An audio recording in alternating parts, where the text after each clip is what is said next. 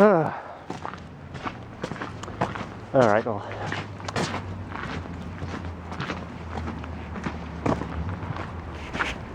This one's for you, Earl. Brought to you by GothatFunk. He made a video recently, or I mean, relatively recently. It was on my watch later list. I think it was recently. About what killed YouTube. I think Earl, you might have seen this video or others related to it, because I just watched and commented on your recent video talking about how to keep YouTube from being boring. Anyway, so I addressed this video to you because in making my own comment on GothatFunk video, I thought of you because, you know, you're one of the few people that I have, whose channels I've acquainted myself in my stay or in my participation with this community, or, you know, as far as it can be called community. You're one of the few that is still regularly doing his thing.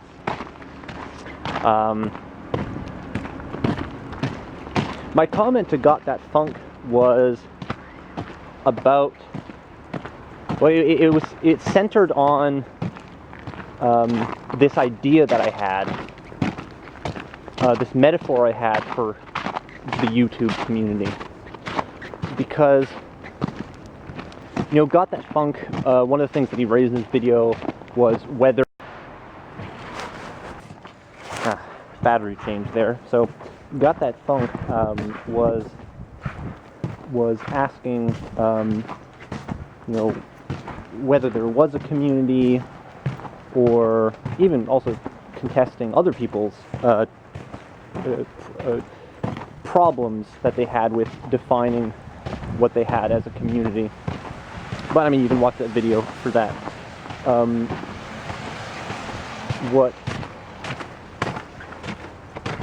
Actually, my brain is going dead. I'm on my way to get lunch. I'm going to continue this once I refuel, because I'm running empty.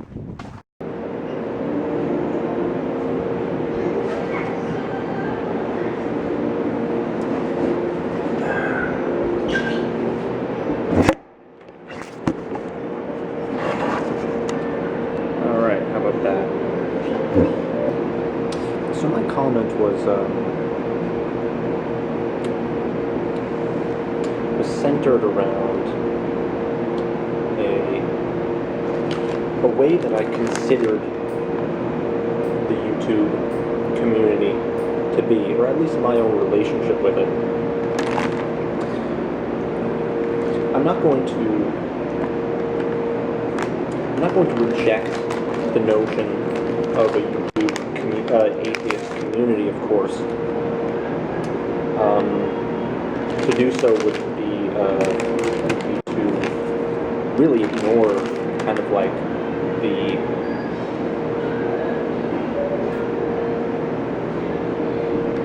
the interpersonal networks that existed back when there was much drama and debate between you know, Christian YouTubers, atheist YouTubers, etc.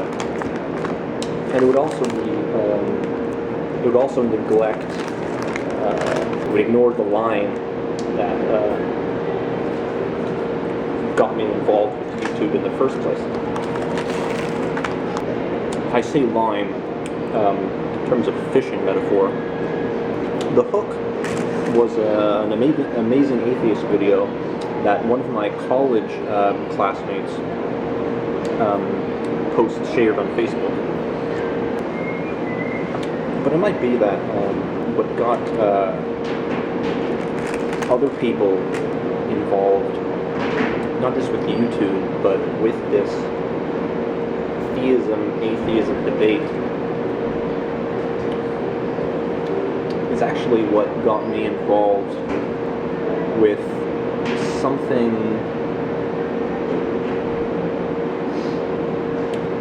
I'm wouldn't call it more subtle, maybe I just call it more general, which is engaging, looking for conversation, engaging with novel ideas and unusual perspectives, or at least to me, alien perspectives. Different ones, at least. And I don't know, why might that be? Well, personally, I can say that maybe it's because I'm not an atheist. So really, being introduced to YouTube via an atheist vlogger, rather than being some kind of invitation to a debate that I strongly attached to, it, I don't know if I'd say inversely, but it rather became an experience not about some kind of fight that I would be a part of, but as a kind of like an opening of a window to people who didn't have the same opinions that I did. And rather than it being something like resistive, because prior to that, kind of during that time, I had kind of contentious conversations with people in person, you know, whether it be a little bit in college or in high school, about theism. And maybe it's just the fact that if you're going to be on YouTube, you're going to be a listener. I mean, when you're the kind of conversations that vloggers have with each other is not the same kind of conversation that that one might have in person. Because when you're watching a video, you can't interrupt the other person. If you're going to watch a video at the end, they're going to get their whole piece.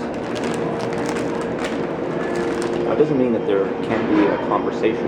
I mean, I've gotten into the habit, starting from back then, that of, you know, when I had something to say about whatever someone in the video said, I'd pause it, I'd leave my comment. Now, as an aside, that would occasionally demonstrate how sometimes I would say something that the person in the video would say at a later time, or would address at a later time, so it would seem as though I wasn't fully paying attention to what they were saying. But, you know, it's the other way around. I was reacting in real time, but anyway, enough of that. Anyway, to approach the point, the result was that I guess that kind of communication dynamic softened my attitude to some kind of part of this discussion, and I was able to listen because of that conversation dynamic that YouTube has, however unique it is, and I became much more understanding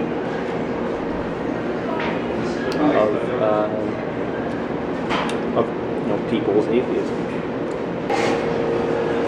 Straw man free.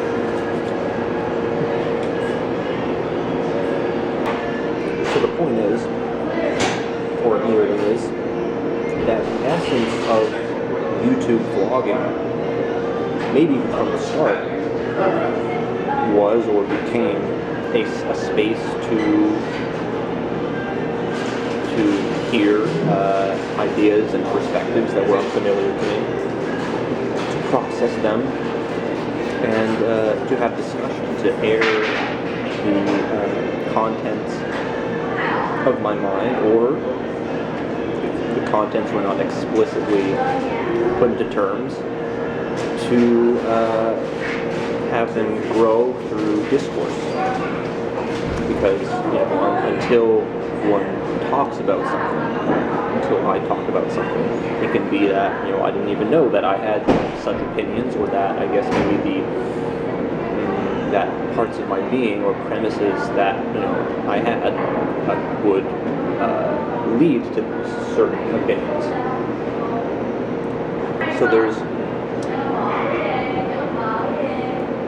a kind of becoming that happens when I make a vlog, when I make a YouTube video. I'm not trying to. Someone recently, it was the first comment I've gotten in a long time. One of my old videos, or actually all of my videos are old by now. I guess it's one of my more recent old videos. Someone accused me of trying to, of having the audacity that I had something to teach the world. This really isn't. I'll say first that, it had never occurred to me that to think in those terms, to think in terms of I'm offering something to the world. I don't know if I'd say it's the opposite of what I'm doing, but it's just not at all how I think of things. For me, this is it's not teaching. It's not like I have a set of beliefs or opinions and I'm putting them out there. While I do this, I'm figuring things out, but I'm also figuring myself out at the same time. It's a sort of becoming. So, if this is what I was doing when I got in touch with, whatever community was existing on YouTube at the time, what community that I can say that I was a part of, if not the atheist YouTube community? And so this is where I came up with my metaphor that I used in my comment under GothatFunk's video. And I said, if the YouTube atheist community was a city, then I lived in the suburbs.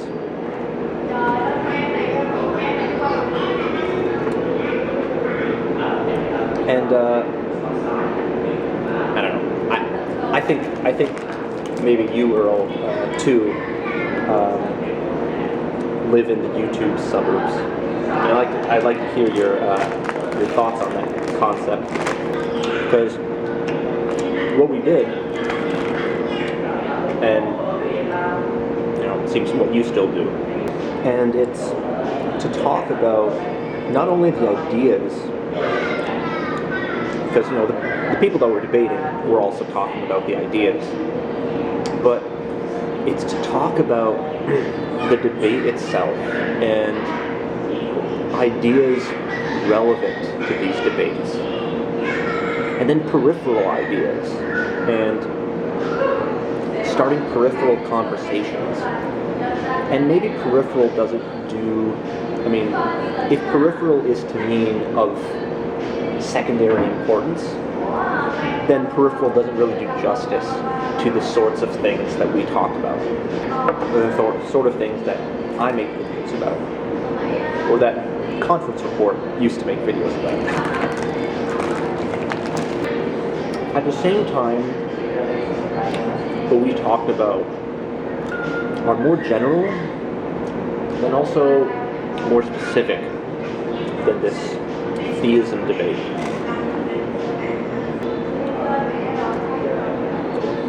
It's a peculiar way of scrutiny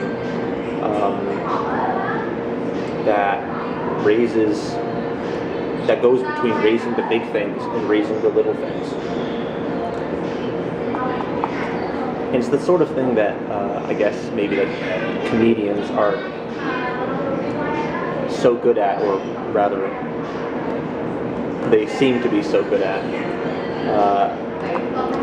dealing with. I say seem to because it must be a difficult and long process to put together these shows that we end up watching. The YouTube Suburbs.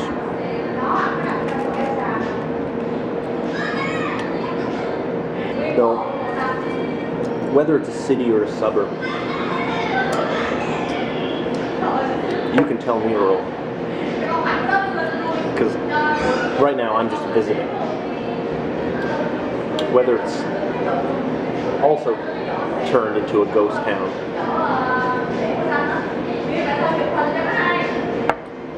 Because word on the street is that the city has gone that way as well.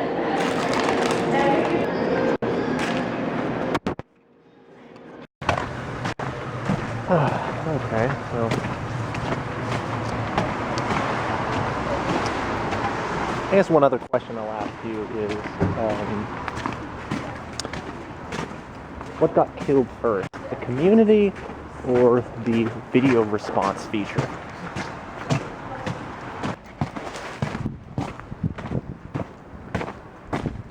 Oh yes, and now for a metaphor of my YouTube channel at the moment.